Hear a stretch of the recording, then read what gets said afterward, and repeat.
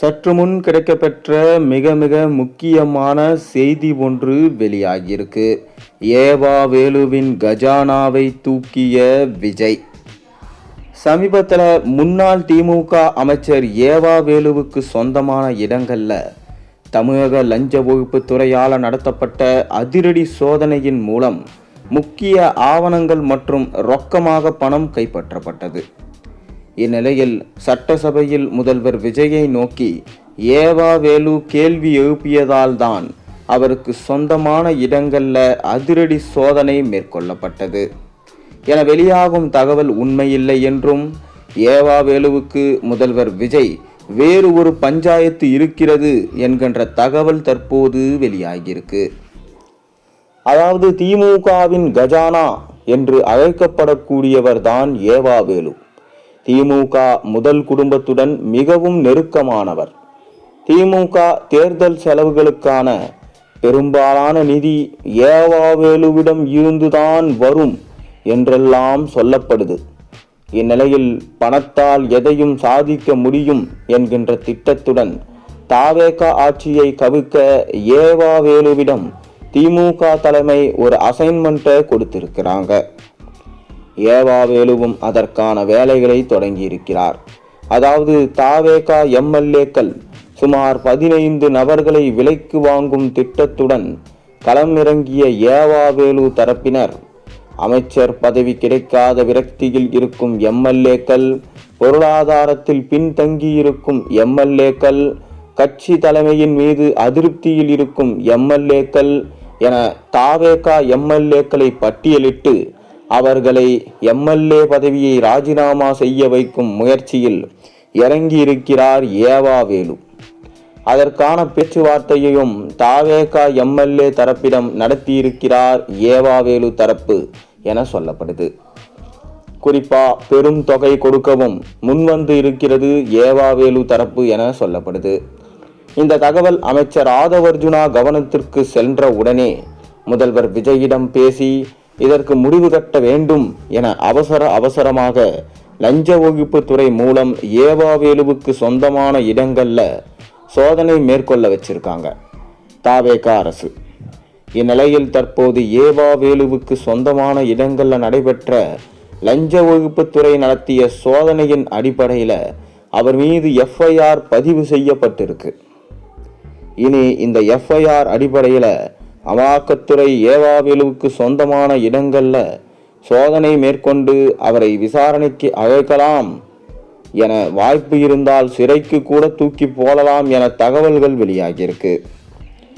தற்போது தமிழக லஞ்ச ஒழிப்புத்துறை ஏவா வேலு மீது எஃப்ஐஆர் பதிவு செய்திருப்பதன் மூலம் அவரை காப்பாற்றிக் கொள்ள ஓடிக்கொண்டிருக்கிறார் ஏவா வேலு.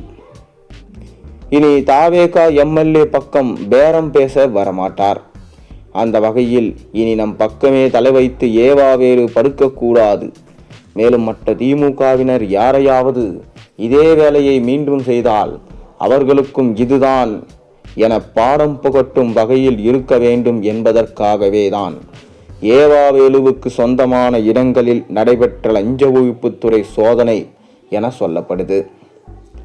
இந்த நிலையில் தற்போது தாவேக தரப்பில் இருந்து அவர்களின் சட்டமன்ற உறுப்பினர்களை ரகசியமாக கண்காணிக்கப்பட்டு வருவதாக சொல்லப்படும் நிலையில் தாவேக தரப்பு சட்டமன்ற உறுப்பினர்கள் திமுக தரப்பிலிருந்து யாரையாவது தங்களிடம் பேசினால் அவர்களே தாவேக தலைமைக்கு தெரிவித்து தங்களுடைய நேர்மையை நிரூபித்துக் கொள்கிறார்களாம்.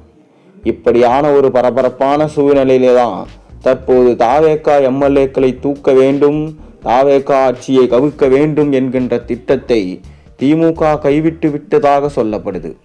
அந்த வகையில் ஏவா வேலு மூலம் திமுக நடத்திய ஆபரேஷன் தோல்வியில முடிஞ்சிருக்கு. அது மட்டுமில்லாமல் ஏவா வேலுவின் கஜானாவும் கைப்பற்றப்பட்டிருக்கிறதாம்.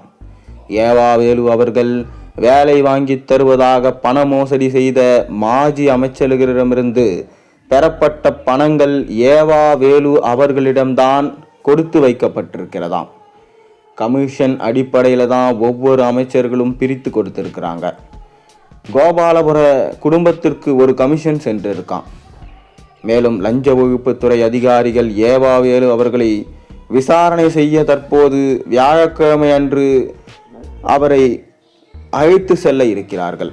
வயதான காலத்தில் சிறைக்கு செல்வதா, சொத்துக்களை பாதுகாப்பதா அல்லது உண்மைகளை கூறி சரணடைந்து மீதமுள்ள சொத்துக்களை பாதுகாக்க ஏவாவேலு அவர்கள் அதற்காக திமுக தலைவர் ஸ்டாலின் அவர்களின் பெயர்களையும் கூறிவிடுவார் என சொல்லப்படுகிறது.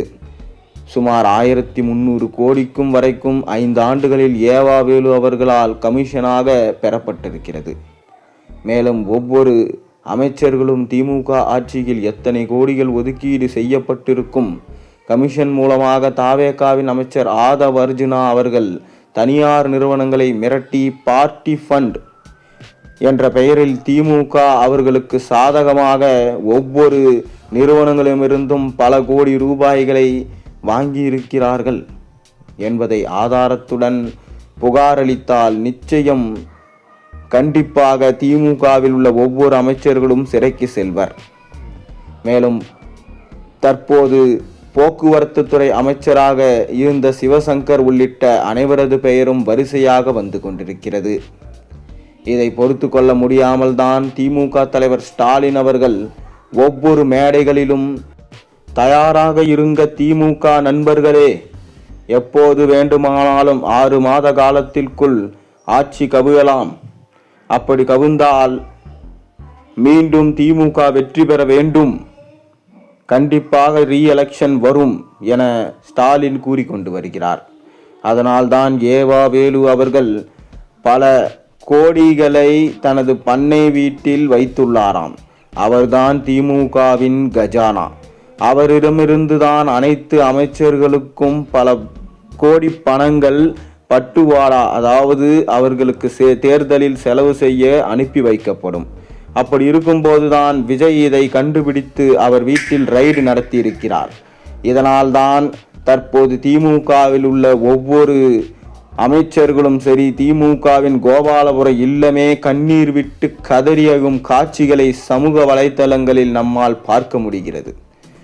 தாவேக ஆட்சி கவிழ வேண்டும், வரக்கூடிய 6 சட்டமன்ற இடைத்தேர்தலில் போட்டியிட்டு 6லும் கைப்பற்ற வேண்டும்.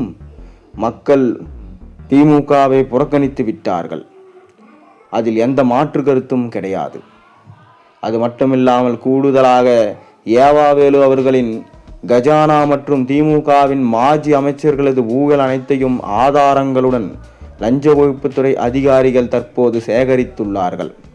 திமுக ஊழல் செய்தவர்கள் அனைவரும் சிக்கிவிட்டால் கோபாலபுர குடும்பமே நிலை குறைந்துவிடும். மீண்டும் திமுக கவுன்சிலராக கூட வர முடியாது. இதை எப்படியாவது தடுக்க வேண்டும் என்பதற்காக தான் சென்னையில் திமுக பெரும் போராட்டம் நடத்த முயற்சி செய்தார்கள். ஆனால் அதற்கு அனுமதி வழங்க முடியவில்லை. மேலும் தொடர்ந்து திமுகவில் உள்ள போராட்டம் செய்தவர்கள் அனைவரும் கைது செய்யப்பட்டிருக்கிறார்கள். இதனால் திமுக மீண்டும் எழுந்து வர முடியாத நிலைக்கு தள்ளப்பட்டிருக்கிறது.